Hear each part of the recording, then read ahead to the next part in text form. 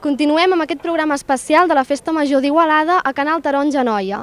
Un dels primers actes que s'ha fet és la presentació dels llibres Savis Caparruts, que té com a protagonistes els capgrossos d'Igualada, escrit pel periodista igualadí Albert Rossell. Per quin motiu ens trobem a la plaça de la Creu? Bé, vaig proposar-vos de fer l'entrevista a la plaça de la Creu perquè a la plaça de la Creu surten dos dels contes. Primer, és el primer concert, el Martín Gales, el músic, que és un músic ambulant, quan arriba a Igualada, on fa el primer concert és a la plaça de la Creu. I per altra banda, el Mosca l'aviador, que li agrada tots els insectes i totes les aus i tal, a les tardes, al sortir de l'escola, venia a la plaça de la Creu a donar de menjar als coloms. I bueno, doncs he cregut que era un entorn apropiat. Com ha anat aquest acte de presentació del recull de contes? Doncs ha anat molt bé i jo m'he emocionat molt perquè veure la cara dels nens i nenes amb ganes de sentir els teus contes, que la Mònica Torra ha explicat el conte de la Petra i ha explicat el conte de la Mosca, i llavors veure tot de gent, alguns coneguts, alguns que no, gent que t'aprecia, gent que t'estima i que t'estimes i que han vingut de lluny a veure-ho, doncs la veritat és que molt bé. Molt bé la intervenció del regidor de promoció cultural, el Pere Camps. Sense ell el llibre no hagués estat possible. També he tingut l'oportunitat d'intervenir l'Elisabet Cendra, que ha fet uns dibuixos super xulíssims. M'ha agradat molt. Com se't va acudir aquesta idea d'escriure sobre els capgrossos d'Igualada? A veure, en aquella època nosaltres vivíem a Barcelona i clar, de tant en tant baixàvem els caps de setmana aquí i de cop i volta van aparèixer uns capgrossos nous que no coneixia i em queien simpàtics, no? I tenia ganes de saber quina història tenien al darrere i bé, vaig creure que era una assignatura pendent el fet que no tinguessin una història al darrere. I vaig dir, doncs se'ls ha de fer els contes. I fa de l'ordre de 10 anys, el 2006, vaig escriure el conte del Rufus el Traginer i vaig dir, això ho hauré d'anar continuant. I no m'hi vaig posar fins 7 anys més tard, no? Estic parlant de finals del 2013, que vaig escriure el conte de la Petra, el conte del Martín Gales i el conte de... Ara me'n falta un. La Petra, el Martín Gales i el Mosca.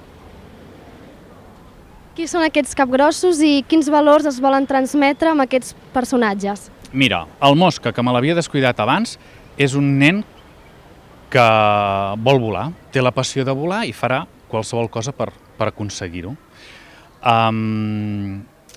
I transmet el valor de perseverança, de treball, que encara que li diguin que volar és impossible, doncs ell farà el que sigui per sortir-se'n.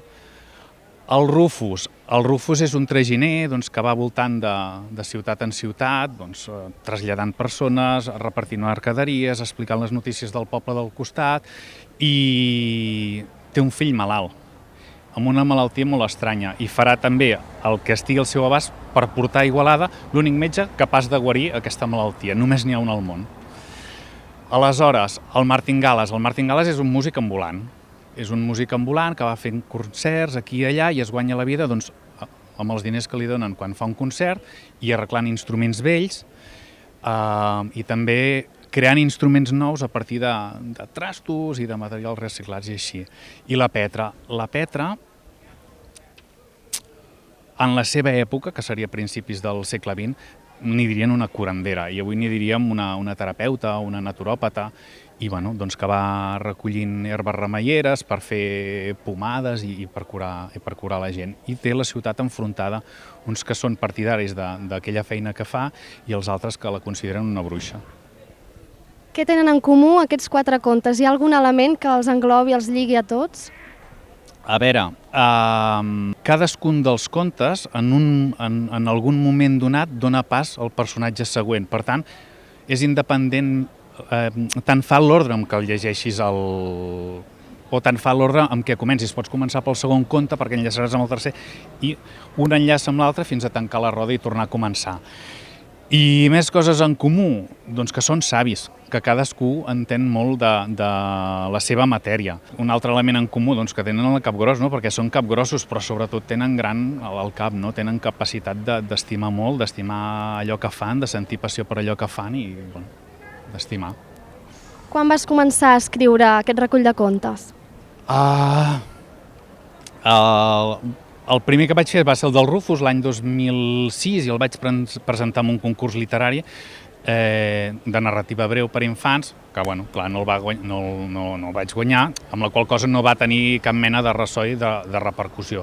Però vaig pensar, aquesta és una tasca que algun dia acabaré i la vaig acabar a finals de l'any 2013, els altres 3 contes, i finalment un dia em vaig decidir a portar-los a l'Ajuntament. Primer els hi vaig portar a l'alcalde, el Marc Castells, i després al regidor de Promoció Cultural, el Pere Camps, per dir-los, ostres, Igualada té una assignatura pendent amb aquests capgrossos, no tenen cap història al darrere, si us plau, doneu-los a conèixer entre les parts implicades, entre la gent de sota, entre el constructor, el Llorenç Miquel, i si a la gent li agrada, doncs jo dono aquests contes a la ciutat d'Igualada. Molt bé, molt bona idea. Com veiem, les il·lustracions també tenen segell igualadí. Elisabet Serra, com ha estat aquesta col·laboració? L'Elisabet Serra, un cop l'Ajuntament va decidir que els contes eren prou bons com per ser publicats, es va encarregar de buscar